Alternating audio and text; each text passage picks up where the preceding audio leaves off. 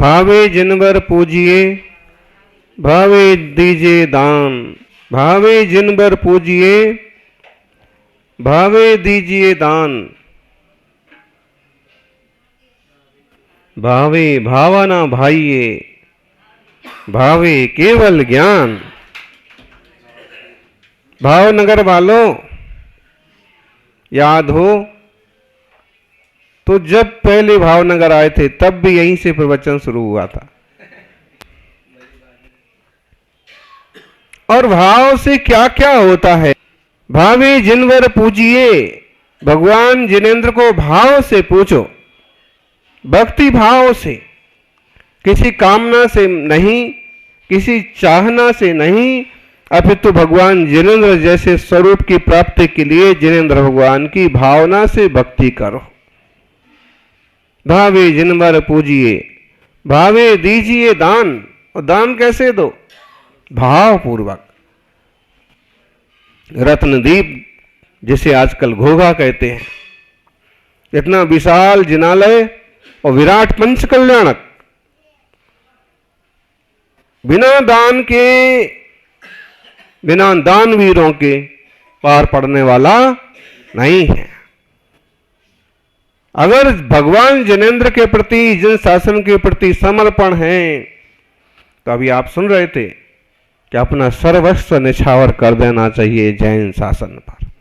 और सब कुछ नहीं किया जा सकता है तो संकल्प पूर्वक शुद्ध कमाई का कम से कम 10% तो दान तीर्थों के लिए, धर्मात्माओं के लिए जाना ही चाहिए। 4 प्रकार के दान में निकलना ही निकलना चाहिए। भावे भावना भाइये, और भावना भी भाव से भाए। भावे केवल ज्ञान, और भावनाओं की निर्मलता के बल पर केवल ज्ञान तक हो जाता है।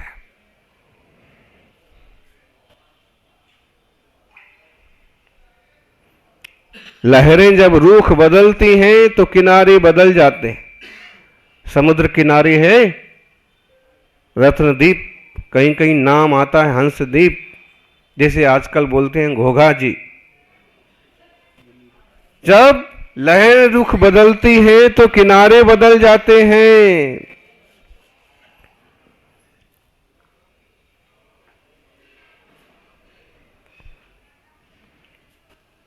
किस्मत रुख बदलती है तो सहारे बदल जाते हैं।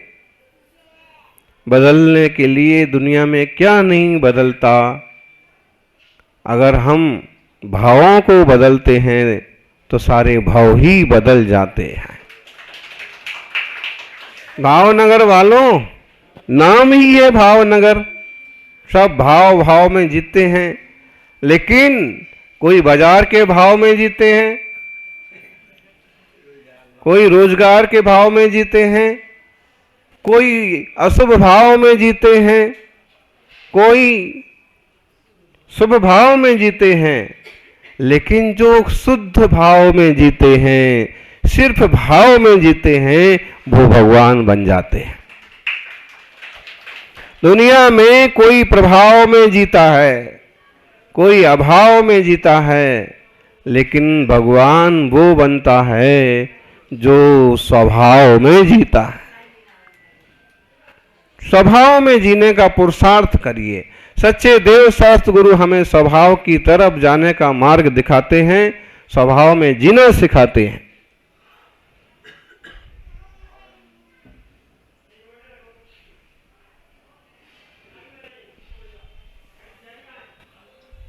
स्वभाव, अपना भाव, स्वद्रव्य, स्वक्षेत्र, स्वकाल, स्वभाव, इसकी जिसे समझ है, इसी में जिसकी रुचि है, उस जीव का कल्याण होता। निज आत्मा में एदम में रदो नित्यम संतुष्टो होदि नित्य में दम्मी ए दे ही हो ही तित्तो हो ही तो उत्तमम सुखम। समयसार जी की गाथा है, और इस धरती पर तो समयसार गूंजता रहा। इस आत्मा में निज स्वरूप में तृप्त हो।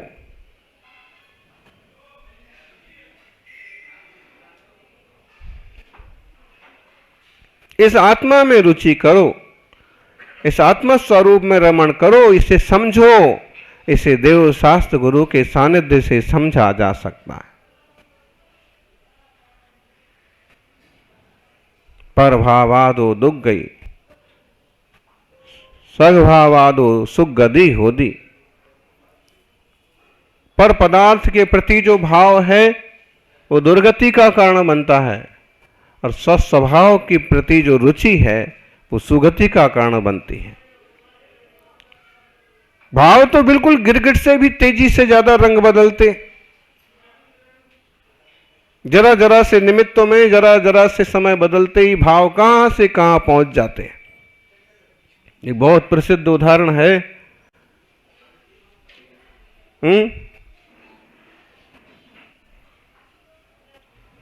एक मुनि ध्यान में बैठे हैं, श्री चंद्र नहीं, चंद्र तो है।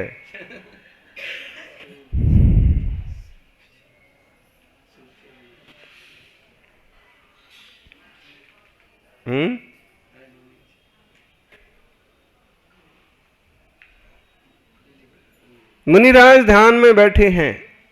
राजा श्रेणिक सवारी पूरे दल बल के साथ तीर्थंकर वर्धमान के समौषण की तरफ जा रहे।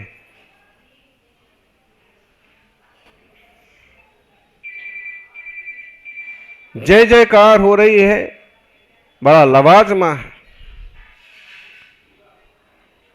अपनी प्रदर्शन के लिए लोग बहुत कुछ करते हैं, लेकिन भी लोग सौभाग्यशाली होते हैं जो जिन दर्शन के लिए करते हैं। राजा का वैभव तो बहुत था, लेकिन समौषण में जा रहे थे और वैभव के साथ जा रहे थे। मुनिराज ध्यान में बैठे, तभी राजा पहुंचे।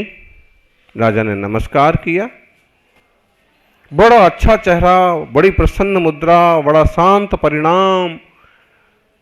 मुनिराज कभी ध्यान में बैठे हों, सामायिक में बैठे हों तो बिल्कुल डिस्टर्ब नहीं करना। कभी बोल रहे हों, सहज हों तो कुछ ऐसी बात कहो, ऐसी बात पूछो जिससे परिणाम ऊंचे नीचे ना हो, कोई प्रकार का मार्गदर्शन मिले, कोई आशीर्वाद मिले। लेकिन उनके भाव बिगड़ जाएं। कई लोग बहुत दिखावा करते हैं, दिखावा मत करिए। अहमदाबाद चतुर्मास में कितनी सारी अम्माएं ऐसा कुछ भी पहन के आ जाती थी। अरे थोड़ा तो सोचो, छोटे छोटे साधु, छोटी छोटी माताजियां, और तुम्हारे को बुढ़ापे में भी ये सब शौक नहीं छूटता। कुछ तो कम करो। जामक झोल बन के। एक संस्कार, एक मर्यादा होती है। राजा ने नमस्कार किया। मुनिराज बड़े अच्छे से वंदन करके और उनकी प्रसन्न मुद्रा देख करके ये पक्का कर दिया कि समौषण में जाकर के हम पूछेंगे कि भगवान, हे वर्धमान स्वामी, बताइए तो जो मुनिराज इतने गहरे ध्यान में, ऐसे निर्मल ध्यान में लीन हैं, जिनके चेहरे की चमक, जिनकी शांत मुद्रा पूरे परिवेश को प्रभावित कर रही है, उनका क्या होगा? कौन सी गति होगी? कौन सी पर्याय मिलेगी? बिल्कुल आज यहीं से प्रश्न की शुरुआत करना है। 60,000 प्रश्न में एक प्रश्न ये भी होगा। पहुंचे, लेकिन पीछे पीछे इतनी बड़ी बारात में, इतने बड़े जुलूस में 2 सिपाही पीछे पीछे आ रहे थे। और जैसे वो पहुंचे तो नमस्कार वगैरह तो कुछ नहीं किया, और उनने कहा कि बड़े बाबा जी बन के बैठे हैं, हमारे सम्राट तो जो है किसी को भी नमस्कार कर लेते हैं। अरे इनको पता भी है कि इनके राज में क्या क्या हो रहा है। इनने तो राजपाट छोड़ दिया और अपने छोटे से बेटे को राज सौंप दिया। अब उतना छोटा लड़का क्या राज संभालेगा? अब इनको पता भी है कि जिस राजा से इनकी दुश्मनी चल रही थी, उस राजा ने इनके राज्य पर आक्रमण कर दिया है और ये तो आराम से मस्त बैठे हैं जैसे कुछ हुआ ही नहीं है। ये तो बिल्कुल स्वार्थी हैं और कुछ भी बातें, देखो आओ, कान तो सबके खुले हैं, कितने ध्यान में बैठे हैं लेकिन कान तो शब्द ग्रहण करते हैं। कभी भी साधु मुनि ध्यान में बैठे हैं तो ऐसे कुछ मत बोलते जाओ कि वो ध्यान में भले बैठे हैं लेकिन कान कर्णेंद्रिय तो अगर उपयोग में तल्लीनता कम है तो बाहर की हर आवाज सुनाई पड़ती है। ये तो वो जितनी स्थिरता बढ़ी तो बेखबर हो जाएंगे। तो खबर पड़ गई, सब कान में आ गए शब्द और इतने विकल्प चालू हो गए, खूब विकल्प चालू हो गए। अरे सच है, मेरा बेटा छोटा है, पड़ोसी राजा बहुत खतरनाक और लालची है, निश्चित रूप से उसकी पराजय होगी और हमारा राज लुट जाएगा वगैरह वगैरह। ऐसे विचार, चेहरा जो चमक रहा था मुरझा गया। यानी जब विचार खिले होते हैं तो चेहरा खिल जाता है और जब विचार मुरझा जाते हैं तो चेहरा भी। आप कभी भी देखिएगा, समझ में आ रहा अहमदाबाद वालों? बिल्कुल, अगर हम किसी तरह से अंदर से खुश हो रहे तो चेहरा आप चमक जाएगा, फूल जाएगा। लेकिन कोई जरा सा किसी ने टोना मार दिया या जरा कुछ और उल्टा सुल्टा बोल दिया तो चेहरा भीतर से मुरझाएंगे और बाहर का चेहरा भी आप मुरझा जाएगा। फिर आप मुस्काने की भी कोशिश करो तो भी मुस्कान आती नहीं। क्यों?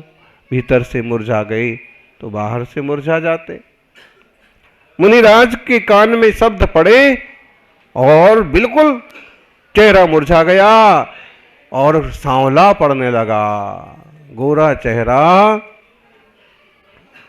सांवला दिखने लगा। क्यों? लेस्या, परिणाम गिर गए। कहां तो पीठ पद्म शुक्ल लेस्या की आराधना चल रही थी, निर्मलता चल रही थी, और कहां कापोत नील लेस्या जैसे परिणाम आ गए। युद्ध में शामिल हो गए, पूरा युद्ध चलने लगा, युद्ध के मैदान में पहुंच गए, बाण चलने लगे, भाली चलने लगी, तरवालें चलने लगी और इतने गहरे परिणाम में चले गए। बिल्कुल खबर ही भूल गए कि मुनिराज की अवस्था है। बैठे हैं ऐसे बैठे रहने के बाद भी भैया भावों का खेल तो भीतर चलता है। द्रव्य लिंग भाव लिंग की बात जो आती है ना, कहो द्रव्य लिंग तो ऊपर से मुनिराज का बना रहे और भाव लिंग गिर जाए, सादा सम्य दृष्टि का भी लिंग ना बचे, मिथ्यात्व तक में जीव चला जाए। बड़ा कठिन काम है। भाव संभालो तो भाव ही संभल जाएंगे। राजा शरणिक वहां पहुंचे, समूह क्षण में निवेदन किया, भगवान आज बड़ा सुंदर दृश्य देखा। एक सघन वृक्ष के नीचे उन्नत शिला पर मुनिराज विराजमान हैं। कौन से मुनिराज? शांत मुद्रा है, केस लॉन्च किया है।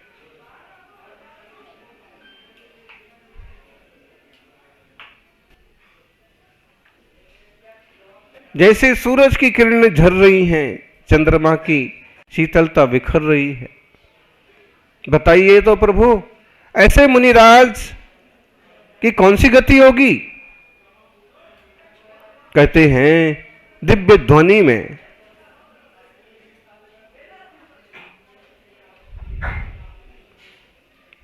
विषय प्रतिपादन होने लगा।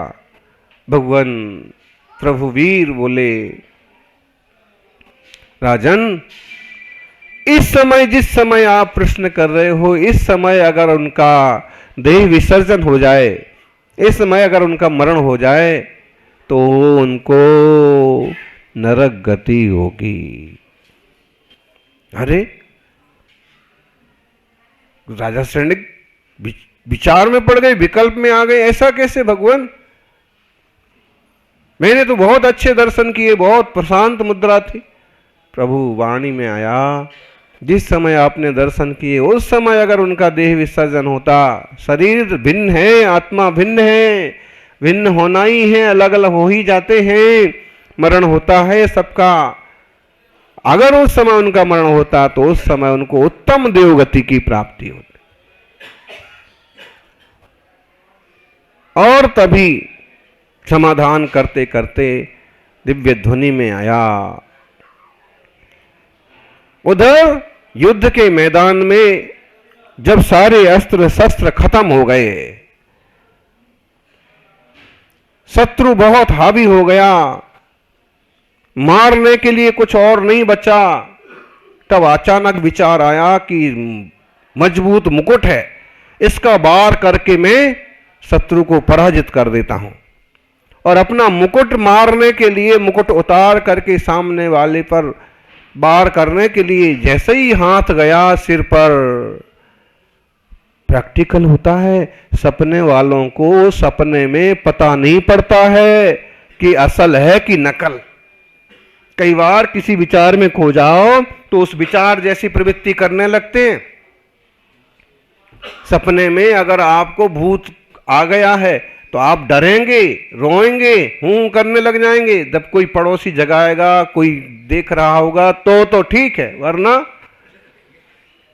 ये सपनों का दुख जो है सच में तब तक है जब तक नींद नहीं टूटती, और संसार का दुख भी तब तक है जब तक मिथ्यात्व रूपी नींद से जीव जागता नहीं है। जैसे ही सिर पर हाथ गया, देखा तो मुकुट तो है नहीं। मुकुट नहीं है तो तुरंत ख्याल आया, अरे रे मैं तो केस लॉन्च किया हुआ, मैं तो मुनि हूं। अरे राज किसका राज, कैसा राज, कौन बेटा, कैसा बेटा, संसार में तो अनंत भाव बीत गए। परिणाम ऐसे ऊपर चढ़े कि उन्हें केवल ज्ञान हो गया। केवल अज्ञानी प्रभु महावीर ने वहां समूषण में बताया, राजन जिन मुनि का तुम पूछ रहे हो वो केवल ज्ञानी। इस तरह की परिणामों की परिणति होती है। परिणाम ऐसे, एक ही मुनि है, एक ही जीव है। एक परिणाम चल रहा था शुभोपयोग का, दूसरा परिणाम आ गया अशुभोपयोग का, इतने निचले स्तर का, और तीसरा जब ख्याल में आया शुद्धोपयोग और शुद्धोपयोग श्रेणी आरोहण किया तो उसी भाव में उन्हें केवल ज्ञान हो गया, उसी भाव से जीव मोक्ष हो गया।